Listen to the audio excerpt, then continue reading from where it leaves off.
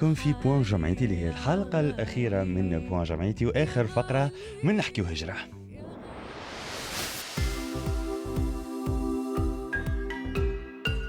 نحكي وهجرة. Cette rubrique est organisée par Terre d'Asile Tunisie avec l'appui de l'Union Européenne et le Conseil d'Europe. في نحكي وهجرة اليوم باش نحكيو على المهاجرين والإيقافات، باش نحكيو زادة على الفصل الخامس من الدستور، من الفصل الخامس من الدستور، سامحوني، الفصل الخامس. سعيد جدا باستقبال بنت الدار مدام ماتر ثريا تيجاني. اهلا وسهلا. مرحبا عسلامة سافا. نهبطوا لك الميكرو. سافا. سيدي حمدي عسلامة. عسلامة. سافا. كباس يا محمد. باش ترتاح البريد الجاي، ما عادش تجي نهار السبت. صيف يا عم. صيف. اليوم باش نحكيو على المهاجرين والإيقاف. حمدي بن ناصر، كيفاش اليوم الحقوق اللي عند المهاجرين وقت الإيقاف؟ بالضبط محمد. بالنسبة للمهاجرين وإلا توانسة كيف معناها كما ينجم يكون أوتور دو لانفراكسيون، معناها اللي هو قام بالفعل اللي هو خرق القانون، كما ينجم يكون ضحية. دونك لهذاك على جبنا معنا ماتر اليوم يزيد تفسر لنا أكثر لي دغوا نتاعهم، الحقوق نتاعهم، وشنو لازمهم يعملوا إذا كان هكا معنى اكتور دو كريم، معنى عمل الجريمه، والا اذا كان هو ضحيه شنو حقوقه وشنو لازم يعمل بالضبط. واضح. Juste traduction, voilà. Voilà. Donc par rapport, vu que cette rubrique elle est en français, elle est aussi destinée à la population migrante en Tunisie. Donc aujourd'hui, on va voir ensemble dans le cas où, que ce soit pour des migrants ou pour des Tunisiens, dans le cas où une personne elle est auteur de l'infraction ou elle est victime, qu'est-ce qu'elle doit faire exactement dans les deux cas et quelle est la procédure à suivre. باهي. ماتر ثريا تيجاني باش نحاولوا ناخذوا ان كا وانت من بعد جاوبنا عليه. باهي هنا انا مثلا مهاجر، ناخذوا الكا الاولاني اللي انا قمت بخطا واضح، سرقت، ضربت، عملت عركه، دونك توقفت. هنا ساعات مهاجر ما عنده، يقول لك انا نخاف لا يتم استعمالي لان ما عنديش اوراق، فيعاودوا يرحلوني ولا تكون هذاك ابوي يستعملوا الامن باش entre guillemets يهرسلوه. هنا شنو هي الحقوق اللي عند المهاجر؟ Ça doit être en arabe ولا en français. اللي يساعدك عنا بيلانج هنا.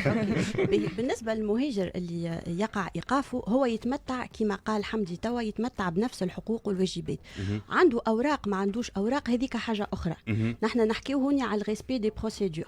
دونك المهاجر اللي مثلا يقوم يرتكب خطأ يعاقب عليه القانون، كلكو سوا معناها جنحة وإلا جناية وإلا زيادة مخالفة بسيطة، خاطر ماك تعرف معناها فما المخالفات، فوالا المخالفات، الجنح والجرائم. المهاجر هذيا معناها وقت اللي يتوقف اولا ساعه ما ينجمش يتوقع او يقع الاحتفاظ به بدون اخذ راي النيابه العموميه. واضح. دونك ضبط العدليه لازم يعلم النيابه العدليه بالايقاف نتاع المهاجر هذيك. وبالنسبه للمهاجرين معناها فما اون بروسيدور سبيسيال اللي هي يجب اعلام لي زوتوريتي كونسولير والا لي زوتوريتي معناها لامباساد نتاعو، يا اما السفاره يا اما لامباساد نتاعو. واضح. نور الكعب. Donc nous sommes en train de parler dans le cas où une personne migrante, par exemple, elle a commis un crime, un vol, ou bien juste une infraction. Qu'est-ce qu'elle doit faire? La maître nous dit que par rapport aux droits et aux obligations, c'est les mêmes que les Tunisiens. C'est une question plutôt de respect des procédures. Dans le cas où c'est un délit, un crime ou une simple infraction, c'est il faut d'abord que la procédure informe le procureur de la République. Le procureur de la République. La seule différence par rapport aux migrants, c'est qu'en même temps, il y a une notification aussi des autorités consulaires ou des ambassades relatives à l'origine ou l'appartenance de la personne en question. واضح. فما نقطة أخرى هامة إذا كنت تسمح نضيفها، اللي هي يجب إعلام هذه لو غاردي ا فيو، الشخص المحتفظ به، بالجنحة معليش توقف، ولازم الإعلام نتاعو يكون باللغة اللي يفهمها. دونك هوني بالنسبة للمهاجرين نحن نأكدوا على هذية، معناها راهو المهاجر اللي يقع إيقافه ويقع معناها التخاطب معاه باللغة العربية، راهو هنيا فما خرق للإجراءات. والخرق الإجراءات اللي جاء في الفصل 13 من قانون عدد 5 لسنة 2016 راهو يجعل المحاضر معناها باطلة بطلين مطلق. واضح. Juste un autre point sur lequel on voulait vraiment insister, et surtout par rapport aux migrants, c'est que quand la personne elle est en garde à vue, elle a le droit de connaître sur quelle base, que ce soit le délit ou le crime, etc., elle a été arrêtée. Et il faut que cette notification et cette information soit dans une langue que la personne migrante comprend. Dans le cas où, par exemple, on l'informe du délit ou du crime, etc., en langue arabe, là, c'est une infraction. C'est une infraction par rapport à l'article 13 de la loi numéro 5 de 2016. Qui rend les PV nuls. Voilà, qui entraîne la nullité des PV. واضح باهي هنا اذا كان اللي نعرفوه اسكو ينجم يطلب يجيه مترجم والا فما جمعيات ومنظمات هي اللي لازم تجيب له المترجم معناها اسكو الدوله اليوم اللي دون لوبليغاسيون باش تجيب ان ترادكتور ولا بصفه عامه نرجع ديما للفصل 13 اللي هو الروح نتاع التنقيح نتاع قانون عدد 5 ايش يقول لك هو اون جينيرال وقت اللي يتوقف اي شخص بغض النظر انه اجنبي والا تونسي يجب اعلام عائلته يجب اعلام لي زاسوندون لي ديسوندون معناها الخلف والسلف نتاعو خويته او معناها الذكور واناث والا الكونجوان نتاعو اللي هو الزوج نتاعو دونك هوني الفصل قال لي زوتوريتي كونسولير ولي زوتوريتي معناها الامباساد نتاعو السفاره نتاعو دونك هوني نورمالمون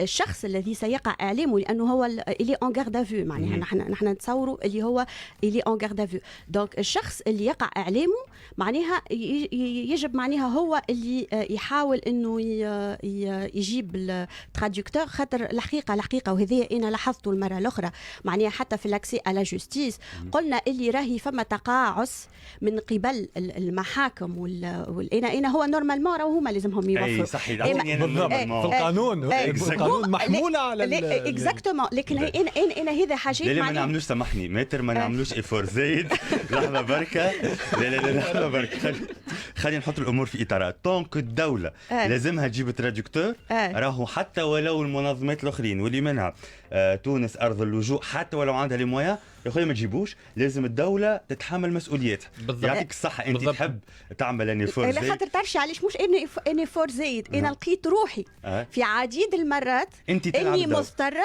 اني نكلم تيغ دازيل باش توفر لنا مترجم والا دي فوا كيما قلت المره اللي فاتت في الاكسي على جوستيس اني نلتجا لاحد الزملاء بور اكسيليري لا بروسيدور ماك تعرف لا غارد افو فيها اون ديوري ودرا شنو نحضر معايا زميل يكون محلف باش يحضر معانا الترجمه معناها انا نحكي في البراتيك فوالا انتر لو تيوريك والبراتيك راه فما باش نعمل تجاوز صغير نور بربي في الترجمه قول راه الدوله تجيب donc s'il y a quelqu'un qui est en train de nous écouter qu'il est migrant ou fait partie d'une communauté migrante en Tunisie déjà on voulait vous informer que selon l'article 13 de la loi numéro 5, quand une personne est arrêtée en Tunisie, quelle que soit son origine, il faut informer les ascendants, les descendants, le conjoint, la famille, les sœurs, les frères, etc.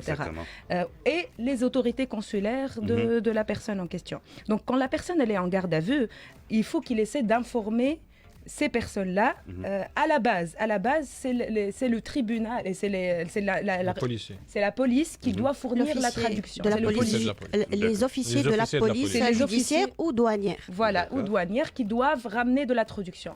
À défaut, il y a beaucoup d'initiatives qui se font justement à travers les organisations qui interviennent sur les questions des droits des migrants en Tunisie, qui essaient de ramener des traducteurs, mais ça ne veut pas dire que c'est la première responsabilité reste à l'État tunisien.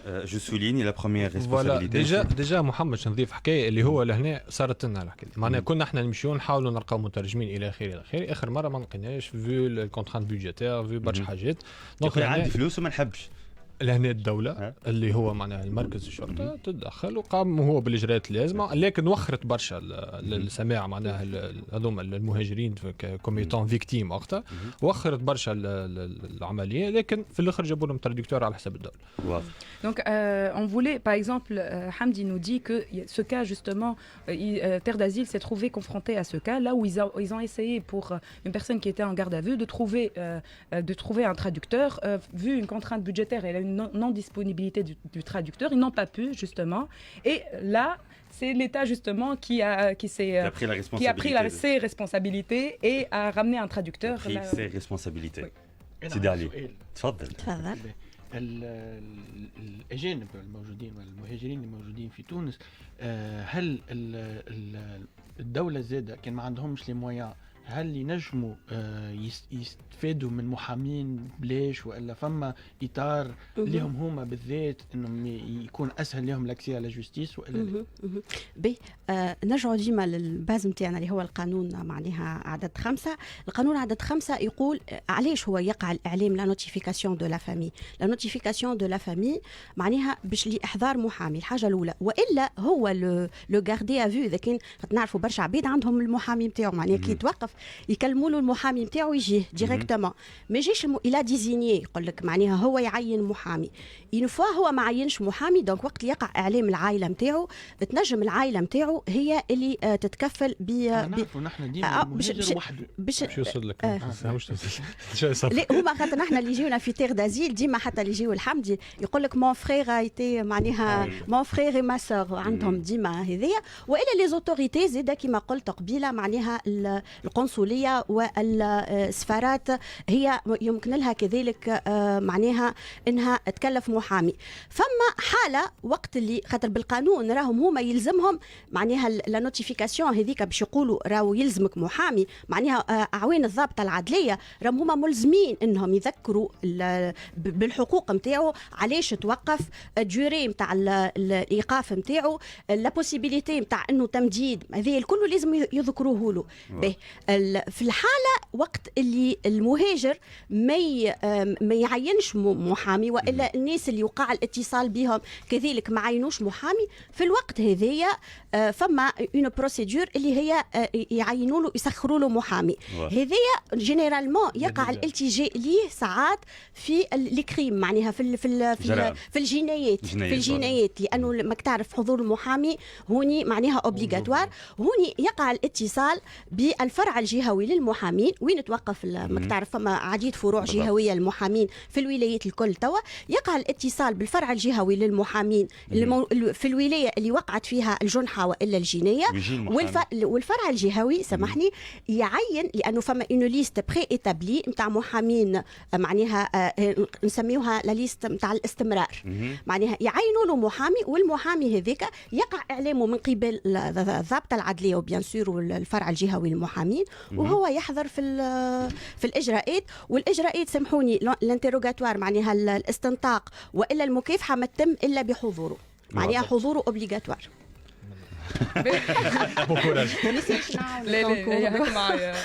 La question de Ali, dans le cas où une personne étrangère ou une personne migrante en Tunisie n'a pas les moyens, est-ce qu'elle a le droit d'avoir un avocat commis d'office?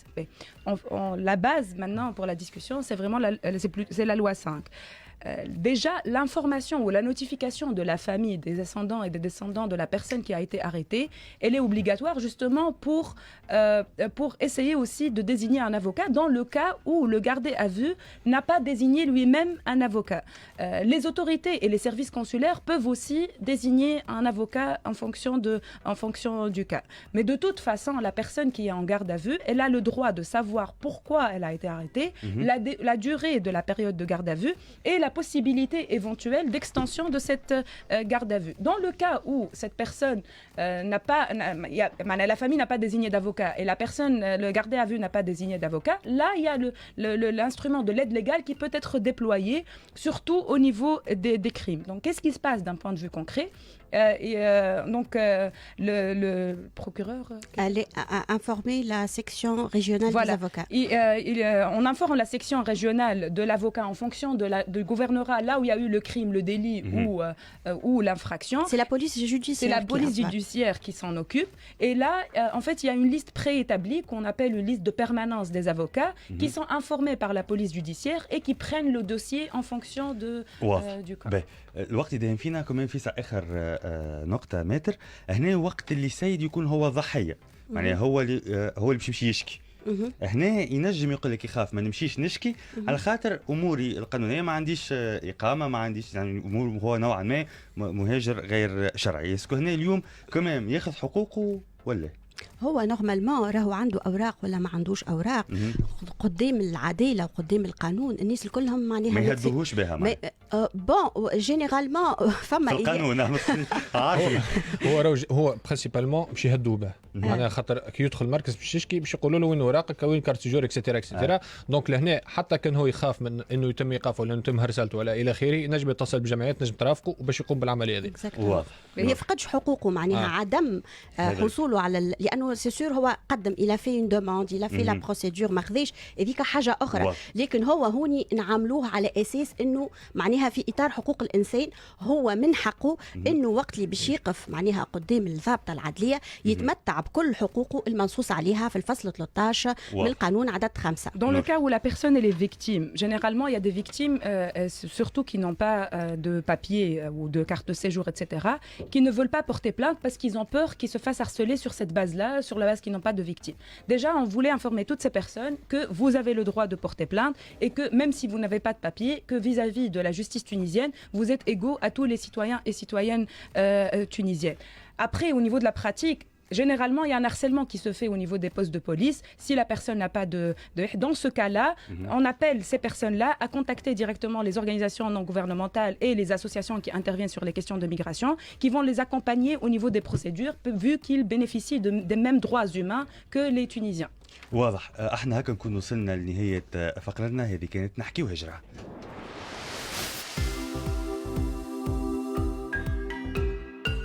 نحكي وهجرة. Cette rubrique est organisée par Terre d'Asile Tunisie avec l'appui de l'Union Européenne et le Conseil d'Europe. احنا هكا نكون وصلنا لنهاية حلقتنا لليوم. شكرا نور الكعبي وعلي بوزويتا عن جمعيتي سيتي ان بليزير. يعطيكم ألف صحة. شكرا لجميع الشركاء متاعنا تونس أرض اللجوء لي زانفيتي متاعنا الكل لي اسوسياسيون اللي جاوا معنا الكل. يعطيكم ألف صحة. نخليكم فيسا نور للجمعيات اللي تسمع فينا الكل من غيركم راهي بوان جمعيتي ما كانتش نجم تكون اكزاكتومون. وان شاء الله نشكر زاد مالك الخالدي مالك سيدي علي لازم نشكروه مالك على المجهود اللي كان معنا ونشكر زاد الاداره نتاع شمس اللي امنت لي فكيتيليا كيفاش ونشكر الاداره نتاع شمس اللي وقفت معنا في الفكره هذه. واضح. ونشكر زاد وهبي في الاخراج ووجدي في تامين ستريمينج على شمس اف ام باج اوفيسيال. شكرا ليك ماتر اللي حضرت معنا عديد المرات. احنا كنكون وصلنا نهايه حلقتنا واخر حلقه من بوان جمعيتي اليوم. نخليكم على فيسا حسني في اخبار نص نهار. في الامان.